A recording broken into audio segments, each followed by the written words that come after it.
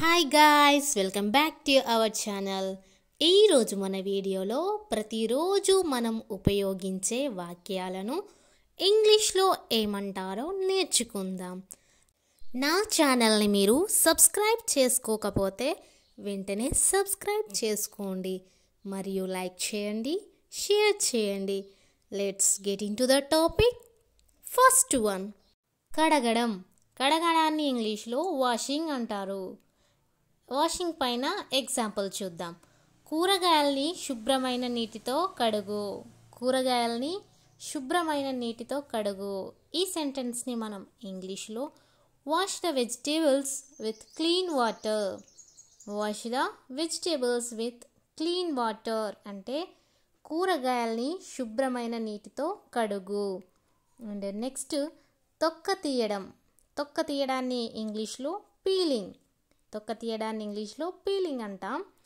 పీలింగ్తో example చూద్దాం. బంగాళాదుంపలు తొక్క తీసి నీళ్ళలో వెయ్యి. బంగాళాదుంపలు తొక్క తీసి నీళ్ళలో వెయ్యి. ఈ సెంటెన్స్ని మనం ఇంగ్లీష్లో peel the potatoes and put them in water. Peel the potatoes and put them in water అంటే బంగాళాదుంపలు తొక్క తీసి నీళ్ళలో వెయ్యి.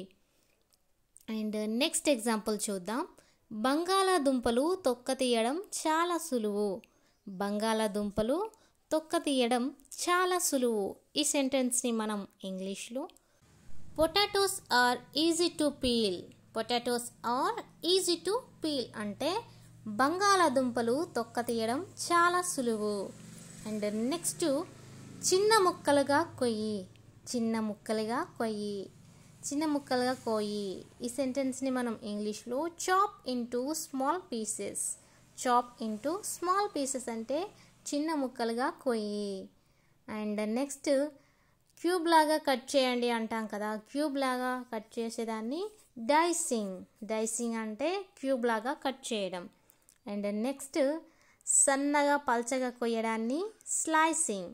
స్లైసింగ్ అంటే సన్నగా పల్చగా కోయడం. And next, తురమడం. తురమడం అంటే చిన్న చిన్నగా తురమడాన్ని గ్రేటింగ్ అని అంటాం. గ్రేటింగ్ అంటే తురమడం.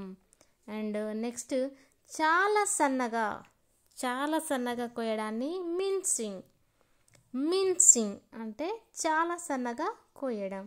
అండ్ నెక్స్ట్, సన్నగా తీగలుగా కొయ్యడాన్ని ష్రేడింగ్. ష్రేడింగ్ అంటే సన్నగా తీగలుగా కొయ్యడం. అండ్ నెక్స్ట్, తక్కువ మంటలో ఉడికించు. తక్కువ మంటలో ఉడికించు. ఈ సెంటెన్స్ని మనం ఇంగ్లీష్లో కుక్ ఇన్ లో ఫ్లేమ్. కుక్ ఇన్ లో ఫ్లేమ్ అంటే తక్కువ మంటలో ఉడికించు. అండ్ నెక్స్ట్, ఎక్కువ మంటలో ఉడికించు. ఎక్కువ మంటలో ఉడికించు. ఈ సెంటెన్స్ని మనం ఇంగ్లీష్లో cook it in high flame.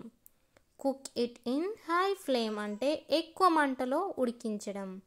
And next sentence, 10 నిమిషాలు తక్కువ ఫ్లేమ్లో ఉడికించు.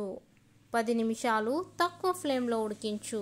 ఈ సెంటెన్స్ని మనం ఇంగ్లీష్లో కుక్ ఇట్ ఇన్ లో flame for 10 minutes. Cook it in లో ఫ్లేమ్ ఫర్ 10 minutes.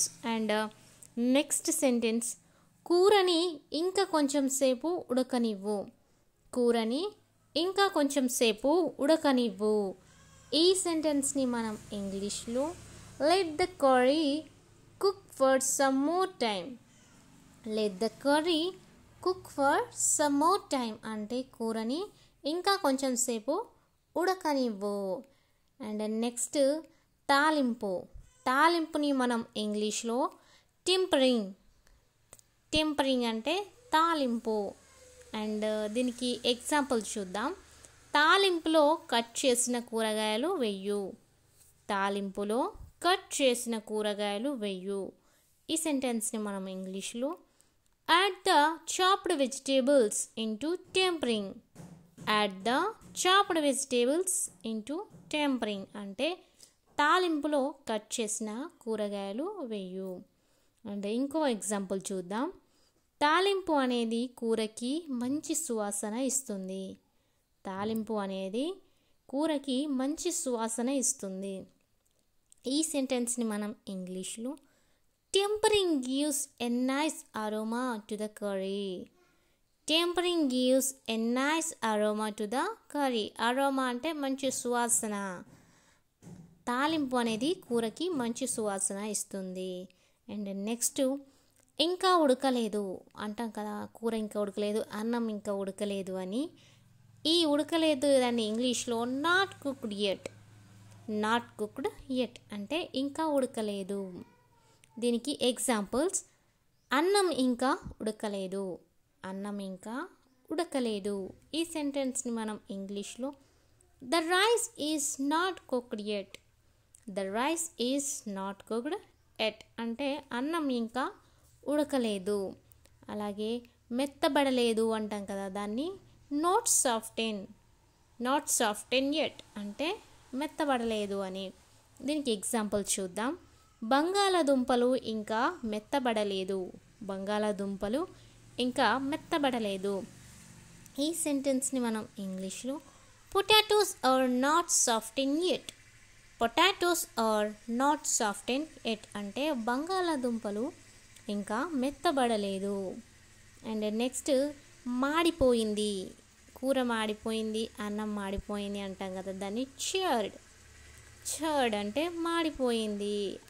మాడిపోయి అన్నం నల్లగా మారిపోతుంది కదా.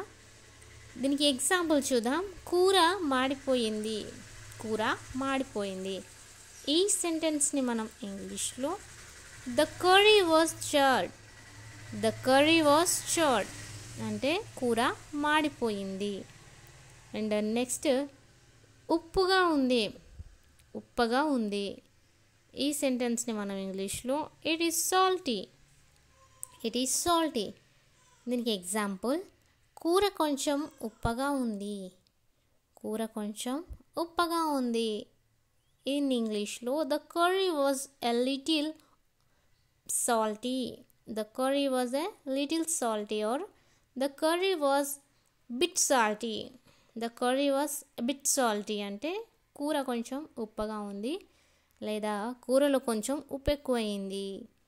And next నానబెట్టడం. నానబెట్టడాన్ని ఇంగ్లీష్లో సోకింగ్.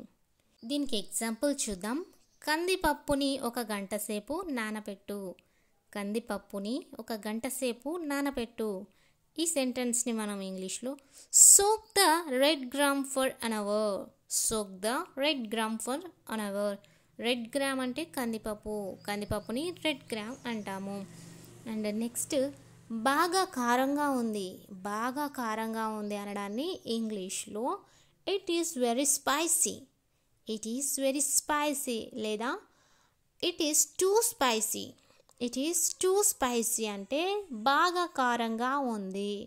అండ్ దీనికి ఎగ్జాంపుల్ చూద్దాం. కూర చాలా కారంగా ఉంది. కూర చాలా కారంగా ఉంది. ఈ సెంటెన్స్ని మనం ఇంగ్లీష్లో the curry was very spicy. The curry was two spicy అంటే కూర చాలా కారంగా ఉంది.